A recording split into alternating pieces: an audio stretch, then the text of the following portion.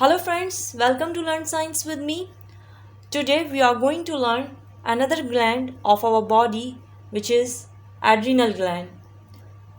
This adrenal gland also called suprarenal glands because they are present or they are located on the top of our both kidneys.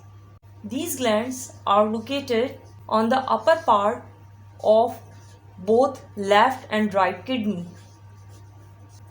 The size of these glands are they are 4 centimeter long and 3 centimeter thick.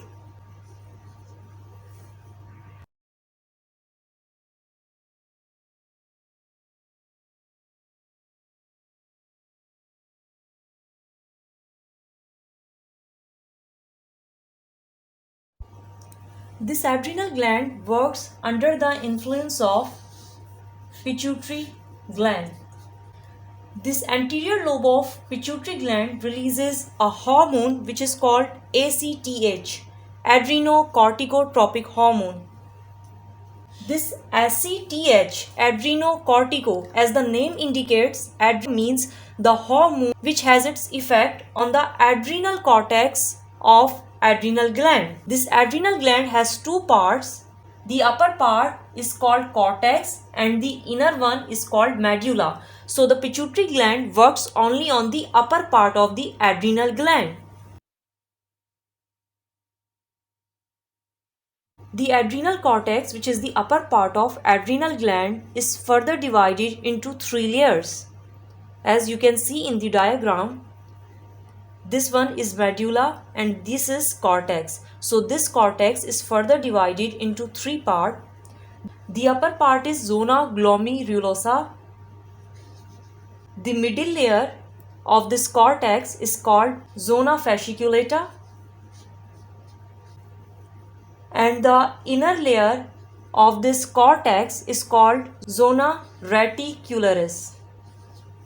Each layer of this cortex releases a number of hormones, and these hormones have a very significant role in many functions of our body.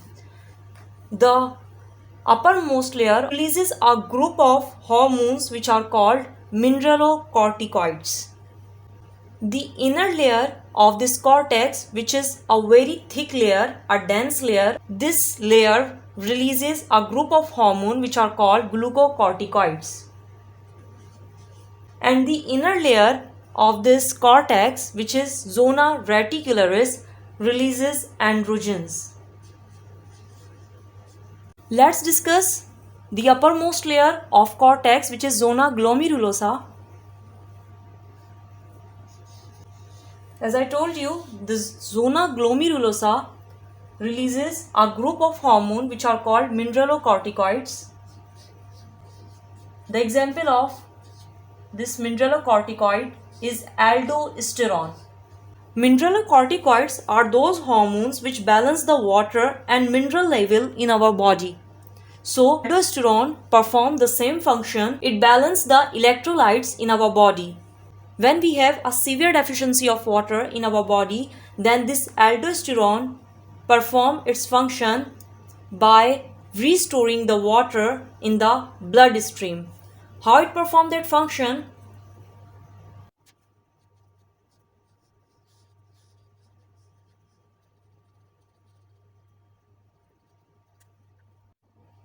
This aldosterone acts on the distal convoluted tubule by forming lots of sodium-potassium pump on it. These are sodium-potassium pump. Aldosterone causes the more absorption of this sodium within the blood stream.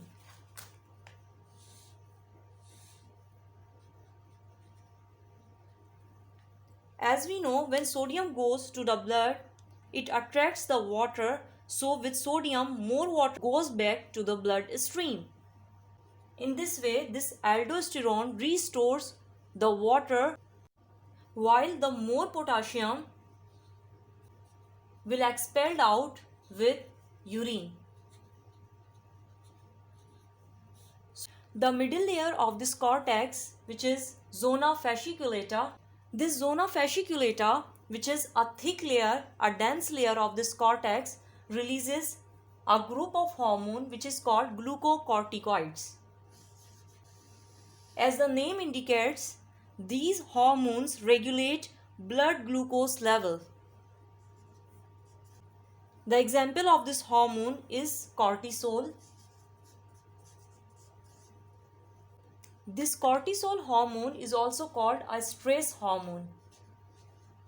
When our body is in a stressed condition, then this hormone is released in order to fight stress. Cortisol increases the glucose level within the blood in order to help the body overcome the stress. This cortisol orders the liver to convert glycogen into glucose. It converts lipid into glucose and protein into glucose. It also reduces the uptake of amino acids into cells. The cortisol reduces the cellular uptake of amino acids. This cortisol acts as an anti-inflammatory hormone. In accidental condition, it produces red blood cells in our body. This cortisol also have effects on cardiovascular system and on our kidneys. Let's move to the innermost region, innermost layer of cortex, which is zona reticularis. This innermost layer of adrenal cortex is responsible to produce or release a sex hormone which is called androgen.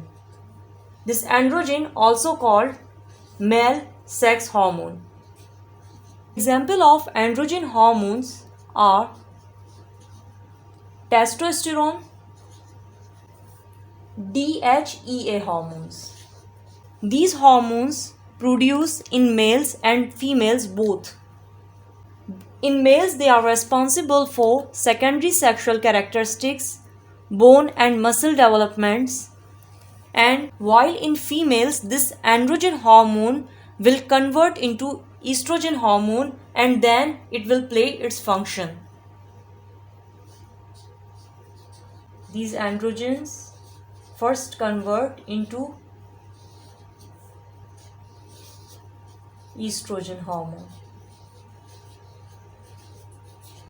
So in today's lecture, we discussed the adrenal cortex. In our next lecture, we will discuss the inner part of this adrenal gland, which is adrenal medulla.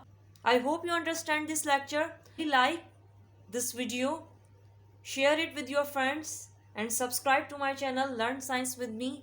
Thank you.